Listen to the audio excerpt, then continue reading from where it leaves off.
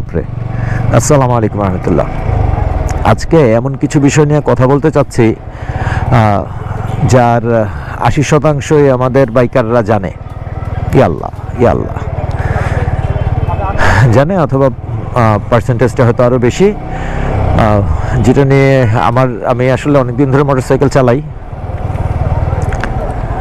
তো আমার যা লার্নিং অথবা আমার যে এই ফাইন্ডিংস থেকে কিছু কথা বলতে চাচ্ছি। সেটা হলো আমরা আমাদের স্কিল কিভাবে ডেভেলপ করতে পারি রাইডিংয়ের ক্ষেত্রে, অথবা মানে আমরা আমাদের বাইক চালানোর দক্ষতা কিভাবে বৃদ্ধি করতে পারি। তো কথাবার্তা হয়তো এলোমেলো হতে পারে, কিন্তু মানে যেভাবেই হচ্ছে এলোমেলোভাবে বললেও যদি ধৈর্য থাকে একটু শুনতে পারেন কথাগুলি, হয়তো ফায়দা হবে, হয়তো হবে না। বা নতুন যারা রাইড করছেন হয়তো তাদের কাজে আসতে পারে, পুরনো যারা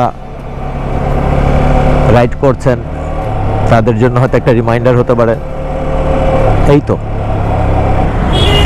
রাইডিং ডিস্টেন্স বলতে কি, সামনের ভেহিকেল থেকে, সেটা গাড়ি হোক মোটরসাইকেল হোক যাই হোক, অ্যাটলিস্ট রিমেম্বার, অ্যাটলিস্ট 3 থেকে 4 সেকেন্ডের দূরত্ব পিছনে থাকা। যদি কোনো ধরনের কোনো ইমার্জেন্সি তৈরি হয়, যেন এই সময়টার মধ্যে আমরা ব্রেক করে নিজেদেরকে সামলায় নিতে পারি। তো যারা প্রো আছেন, কোনো একজনের একটা ইউটিউব ভিডিওতে শুনলাম, ওনারা বলছেন যারা প্রো আছেন তাদের জন্য 2 সেকেন্ড সময় এনাফ। সামনের ভেহিকেলটা যদি কোনো কারণে ইমার্জেন্সি ব্রেক ট্রেক করে, তাহলে প্রো রাইডার যারা আছেন তারা 2 সেকেন্ড তাদের জন্য এনাফ। তারা 2 সেকেন্ডের মধ্যে নিজেদের বাইককে নিজেরা নিয়ন্ত্রণে নিয়ে আসতে পারেন। কিন্তু এভারেজ যারা রাইডাররা আছেন বা আছে বা আমাদের উচিত যে কোনো ভেহিকেল থেকে 3 থেকে 4 সেকেন্ডের দূরত্বে পিছনে থাকা। ব্যাস, ওইটা যেন কোনো রকম ইমার্জেন্সি ব্রেক করলে আমরা ইনস্ট্যান্টলি, কারণ ব্রেইন অ্যাক্ট করতে সময় লাগে, ব্রেইনের 1 সেকেন্ড, মাসেলগুলি অ্যাক্ট করতে সময় লাগে 1-1.5 সেকেন্ড, এবং বাদবাকি যেটুকু দূরত্ব থাকবে এই দূরত্বটা আমরা যেন মানে নিজেদের সেফটির জন্য এনশিওর করে রাখলাম আর কি, যে এটা সার্টেন ডিস্টেন্স থাকলে আমরা হঠাৎ দুর্ঘটনায় পড়ার সম্ভাবনাটা আল্লাহর রহমতে অনেকখানি কমে আসবে। যে গাড়ি ঘোড়া মানে ক্রমাগত লেন সোয়াপ করে, ডানে যায় বায়ে যায়, উপরে যায় নিচে যায়, কি করে না করে। এই যে এইমাত্র যেমন একটা গাড়ি আমাকে চাপ দেওয়ার উপক্রম করছে, এবং বিনা কারণে। তো একটা ব্রেকিং ডিস্টেন্স ঠিক রাখার জন্য অবশ্যই আমরা আমার সামনের ভেহিকেল থেকে 3 থেকে 4 সেকেন্ডের যে দূরত্বটা হয় আমার স্পিড অনুযায়ী, সেই দূরত্বটা পিছনে থাকবো ইনশাল্লাহ। আচ্ছা, সবচেয়ে গুরুত্বপূর্ণ যে ব্যাপারটা, একজন রাইডারের এই স্কিল অবশ্যই থাকতে হবে, সেটা হলো আমরা যখন মোটরসাইকেল চালাবো আমাদের হেড থাকবে স্ট্রেইট, না খুব বেশি উপরের দিকে, এবং চোখও থাকবে স্ট্রেইট, না খুব বেশি উপরের দিকে, না চাকার খুব কাছের দিকে। চাকার খুব কাছের দিকে তাকালে যেটা সমস্যা হয়, ব্রেইনে একটা টেনশন তৈরি হয়, এবং খুব দূরে তাকালেও এই একই ধরনের সমস্যা। কিন্তু সেই ক্ষেত্রে মানে এই দুইটা ক্ষেত্রে যেটা হয় যে রাস্তার যে স্বাভাবিক পরিস্থিতি, এই পরিস্থিতিটা নজর এড়ায় যায় বা কনসেন্ট্রেশনের মধ্যে থাকে না। তো এই ইন বিটুইন মাঝামাঝি একটা দৃষ্টি রাখতে পারলে আশা করা যায় যে মোটামুটি দেখে শুনে রাস্তার পরিস্থিতিটা বুঝে চালানো যাবে। আরেকটা গুরুত্বপূর্ণ ব্যাপার হলো, যখন আমরা ডানে বা বাঁয়ে ঘুরবো, আমরা নিজেদের চোখ টেরা করে ডানে বাঁয়ে না তাকিয়ে ঘাড় ঘুরাইয়া তাকাবো, যেন আমার ঘাড়ের ডিরেকশন, নাকের ডিরেকশন এবং চোখের ডিরেকশন একই দিকে থাকে। তাহলে আমাদের জন্য কর্নারিং করা সহজ হবে, যে কোনো মোড় ঘোরা সহজ হবে, ইউটার্নগুলো স্মুথ হবে, এবং যেটা হলো যে এই যে কর্নারিংয়ে একটা কনফিডেন্স পাওয়া যাবে। আমরা যেদিকে যাচ্ছি, যেদিকে ঘুরছি, আমার হেড এবং আই ওই দিকেই আছে, এবং সেটা অবশ্যই চোখ বাঁকা করে, চোখের কোণা দিয়ে দেখা না, সেটা দেখতে হবে আমাকে মানে হেড টার্ন করে, মানে মাথা ঘুরিয়ে দেখতে হবে। মাথা ঘুরিয়ে দেখলে যেটা সুবিধা সেটা হলো যে মাথা যেদিকে ঘোরে ব্রেন সাজেস্ট করে বডিকে সেদিকে যাওয়ার জন্য। সাইকেল যেহেতু 2 চাকার যানবাহন, এই ধরনের একটা না জ্যাম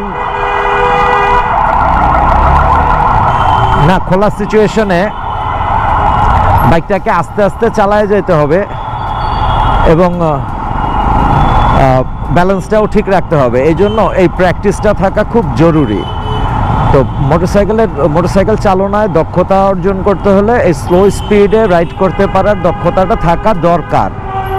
সো যেটা বলছিলাম যে স্লো রাইডিং, ফাস্ট রাইডিং মোটরসাইকেলে সাধারণত করা যায়। ফাস্ট রাইডিংয়ে খুব একটা অসুবিধা হয় না, স্টেবল থাকে মোটরসাইকেল। কিন্তু স্লো অবস্থায় যেটা হয়, বাইক সহজে স্টেবল থাকতে চায় না। এই জন্য এই স্লো রাইডিংয়ের স্কিলসটা ডেভেলপ করতে পারা যে কোনো রাইডারের জন্য, এই চাপ দিস না, যে কোনো রাইডারের জন্য খুবই জরুরি। ঢুকেন টিটু ভাই। মোটরসাইকেল চালনায় দক্ষতা অর্জনের ক্ষেত্রে আরও যেই একটা বিষয়ে মনোযোগ দেওয়া উচিত, সেটা হলো সেটা পৃথিবীর যে কোনো দেশেই হোক, একদম কমপ্লিটলি রাস্তায় ফোকাস থাকা। রাস্তায় ফোকাস না থাকলে, এই যে আমাদের এই বাসগুলি, এটা কোথায় থামবে, কখন থামবে, নোবডি নোজ রিয়েলি। তারপরে এই যে বলতে না বলতে মোটরসাইকেলগুলি, এই যে একটা অবস্থা। সিএনজি মোটরসাইকেল, লেগুনা, এরা তাদের মন ইচ্ছা মতো লেন চেঞ্জ করে, একেবারে মনের মাধুরী মিশায় তারা লেন চেঞ্জ করে। তো এই কারণে দক্ষতা অর্জনের একটা সবচেয়ে গুরুত্বপূর্ণ বিষয় হলো stay very very focused on the street. এত জ্যাম তো ভালো লাগে না, চোখ ব্যথা করতেছে, সাইনাসের সমস্যা, চোখের পাওয়ারও বদলানো দরকার, মানে চোখের পাওয়ার, চশমার পাওয়ারও বদলানো দরকার। যান মামা, চাপ দিয়েন না।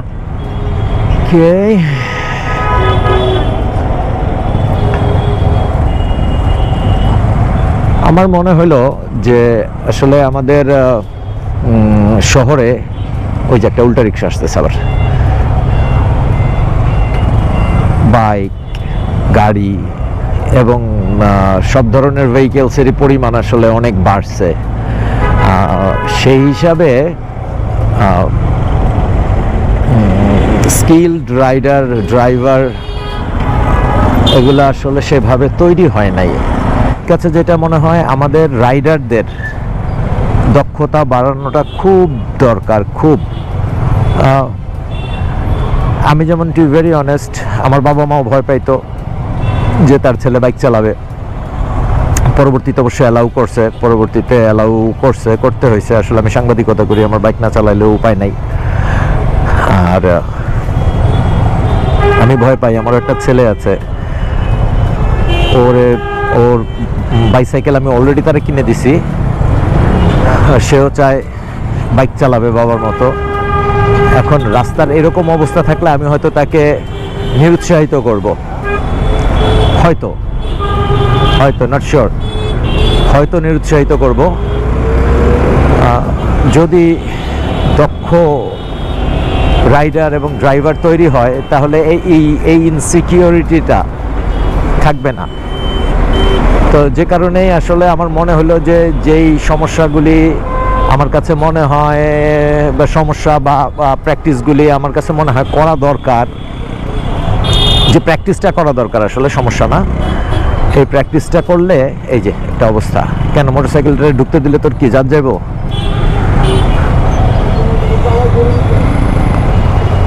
তাহলে হয়তো আমরা দক্ষ রাইডার হিসাবে নিজেদেরকে গড়ে তুলতে পারবো। আর দক্ষ রাইডার হওয়াটা খুব জরুরি, নিজেরও সেফটির জন্য, আশেপাশের লোকের সেফটির জন্য এটা খুব জরুরি। আচ্ছা, আরেকটা গুরুত্বপূর্ণ কথা বলা হয় নাই, সেটা হলো প্রত্যেক 4 সেকেন্ড 5 সেকেন্ডের ব্যবধানে অবশ্যই লুকিং গ্লাস 2টা বা রিয়ার ভিউ মিরর 2টাতে একটা গ্ল্যান্স দেওয়া, এবং এটার কারণটা হলো যে আমার চারপাশে কি আছে কি হচ্ছে না হচ্ছে এটা সম্পর্কে সম্পূর্ণ সচেতন থাকা, যেন আমি হঠাৎ করে কোনোভাবেই প্যানিকড হয়ে যেতে না পারি। আর যখন আমরা কোনো মোড় ঘুরবো অথবা ডানে যেতে হয় বাইরে যেতে হয় আমাদের, আমরা তো স্ট্রেইট রাস্তায় কোথাও যেতে পারি না, আমাদের ডেস্টিনেশন তো স্ট্রেইট থাকে না, ডানে বায়ে ঘুরে যেতে হয়। এই সময়টাতে অবশ্যই অথবা আমরা যখন লেন পরিবর্তন করব, ডেফিনেটলি ইন্ডিকেটর লাইটটা ব্যবহার করতে হবে, ডেফিনেটলি ইন্ডিকেটর লাইটটা ব্যবহার করতে হবে।